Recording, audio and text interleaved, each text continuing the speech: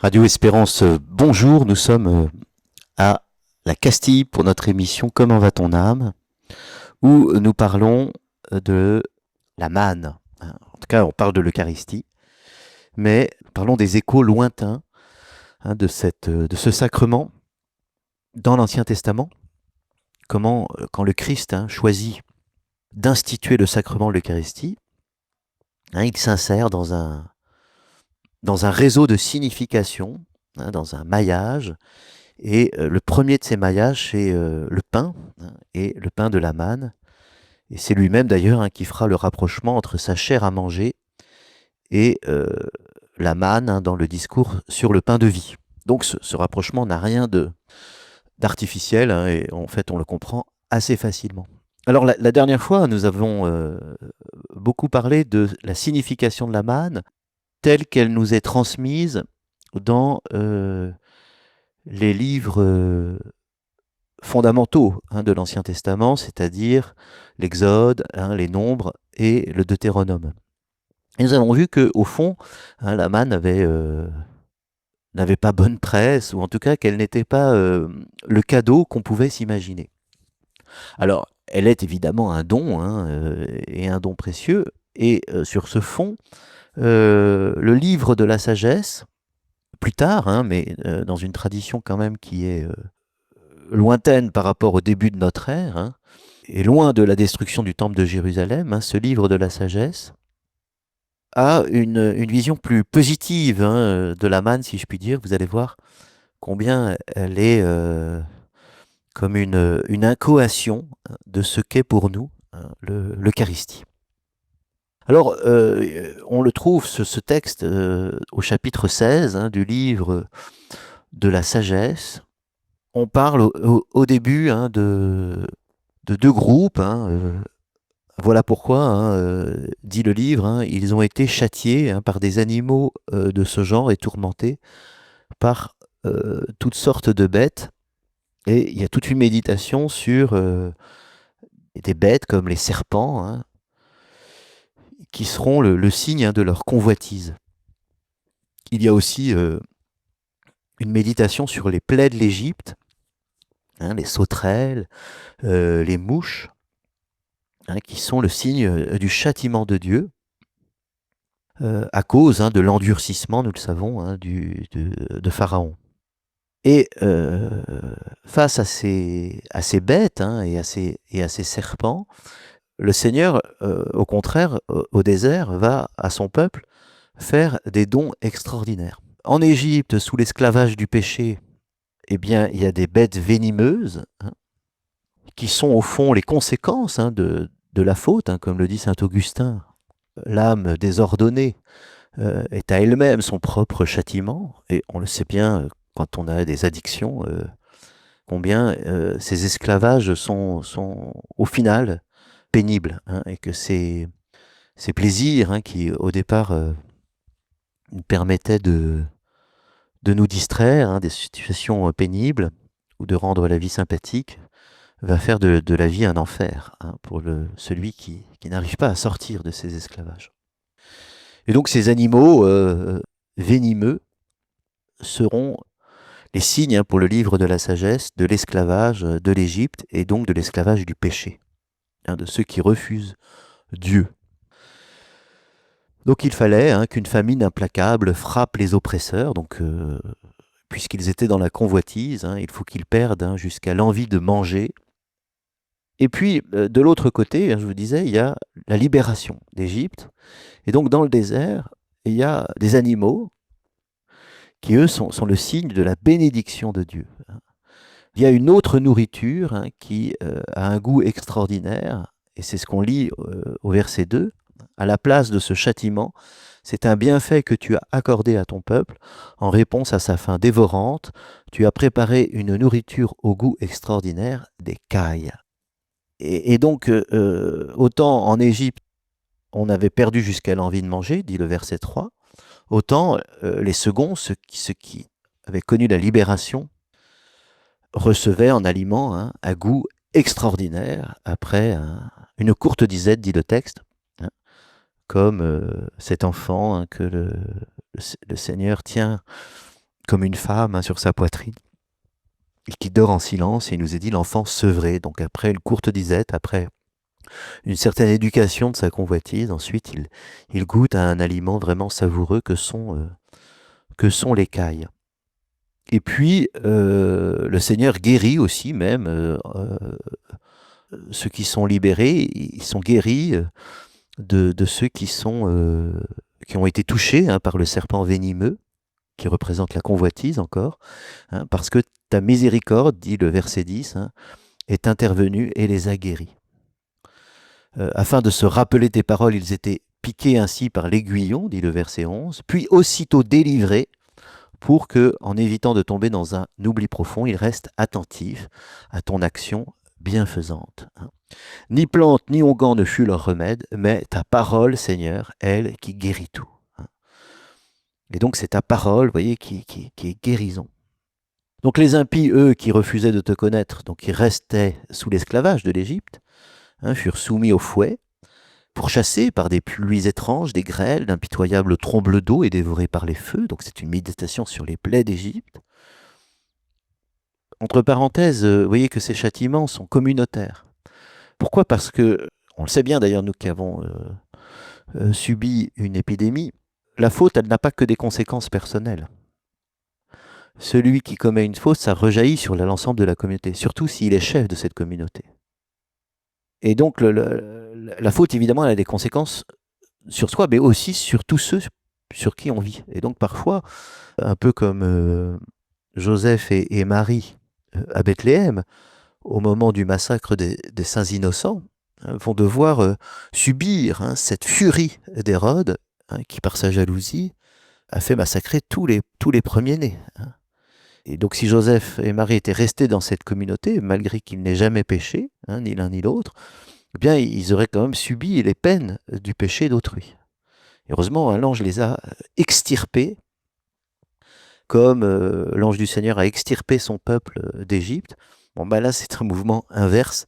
Quoi qu'il en soit, c'est toujours la même chose. Vous voyez, les conséquences du péché ne sont pas seulement personnelles, elles rejaillissent sur toute la communauté. Alors, après, il y a eu une méditation sur ce fameux orage, ces orages qui apportaient des grêles, d'impitoyables trombles d'eau, c'est le verset 17. Le plus extraordinaire, dit le texte, le plus extraordinaire, c'est que ce feu redoublait d'énergie au milieu de l'eau qui aurait dû l'éteindre. L'univers se pose en défenseur des justes. Et donc, l'orage va servir d'instrument, soit de la colère divine, soit au contraire de la miséricorde de Dieu. Tantôt, la flamme se faisait douce pour ne pas consumer les bêtes envoyées contre les impies. Tantôt, la flamme flambait jusqu'au milieu de l'eau, excédant le pouvoir habituel du feu pour ravager les produits d'une terre injuste. À l'inverse, tu donnais à ton peuple une nourriture d'ange. Donc il y a un orage, un feu qui punit la terre impie, et puis, de l'autre, pour le peuple qui est libéré, le Seigneur donne à son peuple une nourriture d'ange. Vous voyez déjà, là on a un changement de ton. Tu envoyais du ciel un pain tout préparé, obtenu sans effort, un pain aux multiples saveurs qui comblait tous les goûts. Substance qui révélait ta douceur envers tes enfants, qui servait le désir de chacun et s'accordait à ses feux. Elle était neige et glace, mais résistait au feu et ne fondait pas. Alors là, il faudra évidemment comprendre ce que ça veut dire, comment cette nourriture pouvait être neige et glace, et qu'elle résiste au feu et ne fondait pas. Pour leur faire savoir que le feu avait flamboyé dans la grêle et lancé des éclairs dans la pluie afin de ravager les récoltes des ennemis. Ce même feu, en revanche, allait jusqu'à oublier son pouvoir pour que les justes soient nourris. Alors, je peux continuer à lire le texte, et après, on va le commenter. La création, docile à te servir, toi, son auteur, se tend comme un arc pour châtier les injustes, et se détend pour combler des biens ceux qui se fient à toi. Donc, c'est la création qui est au service, au fond, de ce juge qu'est Dieu, et que l'écrivain sacré compare à une harpe, un arc, un instrument de musique. Donc soit il se tend, soit il se détend. Soit il se contracte, soit il se dilate. C'est pourquoi se prêtant une fois encore à toute transformation, elle était au service de ce que tu donnais, une nourriture universelle, accordée au désir de ceux qui t'imploraient. Ainsi les fils que tu aimais, Seigneur, devaient l'apprendre. L'homme n'est pas nourri par le fruit de semence. Ta parole maintient celui qui croit en toi. Car car ce que le feu ne pouvait détruire fondait à la chaleur d'un simple rayon de soleil. Ça, c'est ce qu'il va falloir comprendre, c'est que cette manne qui n'est pas détruite par le feu va fondre quand même au rayon de soleil. On saurait ainsi qu'il faut dévancer le soleil pour te rendre grâce et venir à ta rencontre au lever du jour. L'espoir de l'ingrat fondra comme le givre hivernal, il s'écoulera comme une eau qui se perd. Alors que celui qui va rendre grâce avant le jour va recevoir cette nourriture. Et le texte finit, qu'ils sont grands tes jugements et difficiles à faire comprendre, ceux qui n'en sont pas instruits s'égarent. Alors on va essayer de commenter ce magnifique texte sur la manne qui dit énormément de choses, des richesses de la manne. Je suis un peu désolé d'avoir été long sur la lecture de ce texte, mais c'est bien pour vous faire comprendre qu'il y a d'un côté ceux qui vivent sous l'esclavage du péché et dont les conséquences sont pénibles. Bon, ça on le sait, à vrai dire. C'est bien de se le redire, mais c'est bien de se le redire pour montrer combien ceux qui sont délivrés de la faute, ceux qui vivent sous la loi du Seigneur, vont être comblés par une nourriture savoureuse d'une part, mais aussi par une nourriture extraordinaire. Et le texte va nous expliquer ce qu'apporte cette nourriture extraordinaire et à quelles conditions nous pouvons la goûter et en être nourris. A tout de suite, petite pause. Radio Espérance, bonjour, nous sommes à la Castille, au séminaire de Toulon pour notre émission Comment va ton âme dans sa deuxième partie où nous lisons la méditation du livre de la sagesse sur la manne, au chapitre 16. Et nous avons vu que pour l'auteur, sans renier ce que dit le livre des Nombres ou l'Exode, la manne va répondre à la fin des hommes, comme l'écaille d'ailleurs. Mais elle est bien plus qu'une simple réponse à la vie des hommes. Il y a une opposition dans le texte entre la grêle et la manne. Donc d'un côté, la grêle représente la justice et la force du bras de Dieu, et de l'autre, la manne représente la douceur de Dieu. Et donc les éléments naturels vont détruire les récoltes, ou protéger les animaux, mais la manne, elle, va répondre au goût des hommes. Et vous voyez, il y a deux aspects ici de la puissance divine, la force juste et la douceur miséricordieuse. Et donc vous avez des expressions pleines de délicatesse pour parler de la manne. C'est une nourriture des anges, c'est un pain tout préparé, afin que les justes, nous dit le texte, qui contraste évidemment avec la raison pour laquelle la grêle est envoyée, afin de détruire les produits d'un terrain juste. Donc la nourriture envoyée par Dieu est l'achèvement d'un jugement, l'aboutissement d'un discernement, qui commence par la force et qui ensuite se donne dans la douceur de la manne. Et cette manne, elle va être présentée comme la manifestation de la générosité nourricière universelle de Dieu. Puisqu'elle tombe du ciel pour les méchants comme pour les justes, si je puis dire. En tout cas, et ce qui est beau, c'est que dans ce geste concret du don de la manne, il y a tout un rapport entre justice et charité qui est ici manifesté. Et la manne tombe après la grêle, c'est-à-dire comme si les nuages avaient préparé la manne. C'est pas le cas évidemment, et il y a le feu qui fait tomber la grêle sur les méchants, et dans le même temps, il y a une manne qui est le signe de la bénédiction de Dieu pour les justes. Et au fond, c'est l'exact contraire des plaies d'Égypte. Et donc pour le livre de la sagesse, l'histoire du peuple saint, dans sa compréhension, va très loin Et Dieu va donner la manne pour goûter réellement sa douceur. Alors, vous voyez, dans la manne, il y a plus que l'écaille. Parce que l'écaille, on comprend, elle donne la vie. Et donc, elle répond à un besoin naturel. Et au fond, il suffisait d'écailles pour révéler la bonté d'un Dieu qui prend soin, d'un Dieu qui prend soin de son peuple, qui est juste et provident.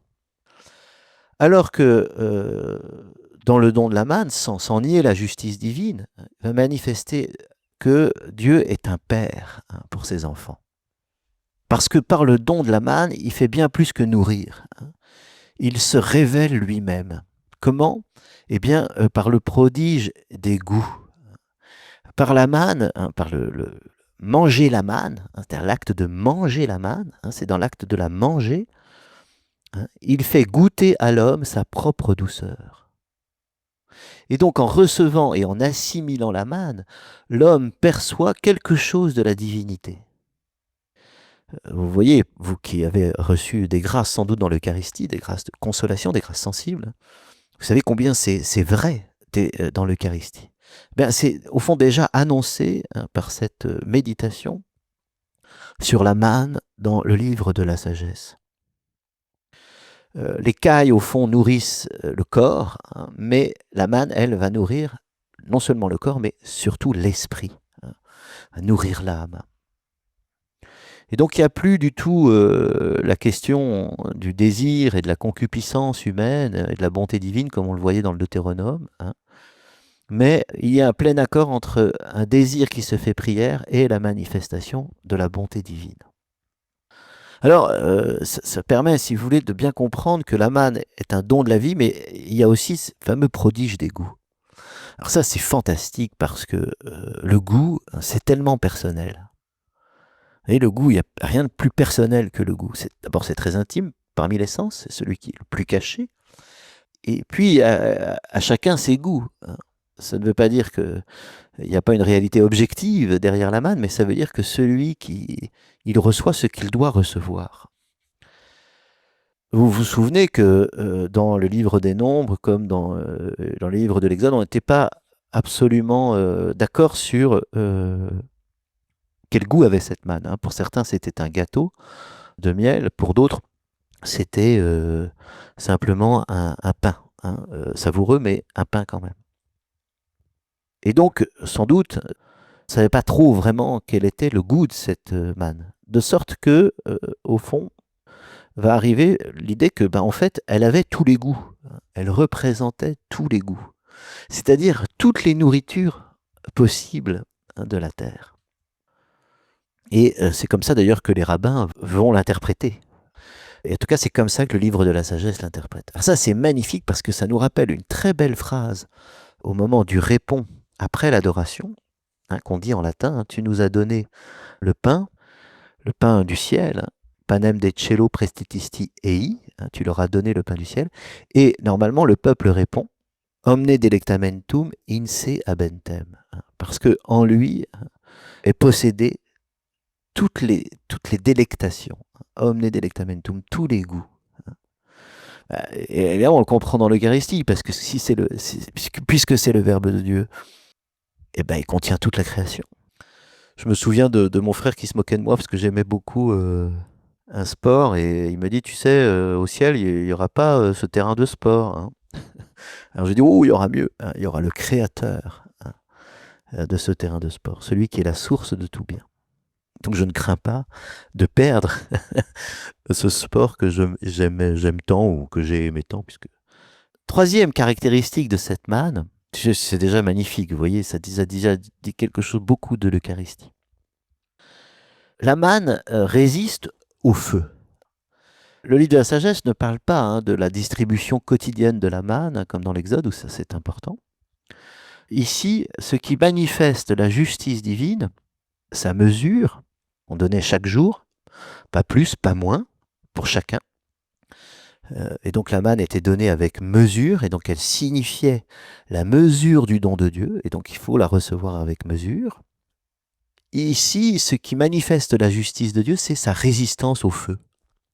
Ce sont deux conceptions assez différentes de la justice qui sont ici, qui s'opposent, en tout cas qui sont soulignées ici. L'un s'appuie sur l'aspect quantitatif de la manne, hein, l'autre sur la qualité propre du don divin. C'est-à-dire que rien ne s'oppose au jugement de Dieu, pas même le feu.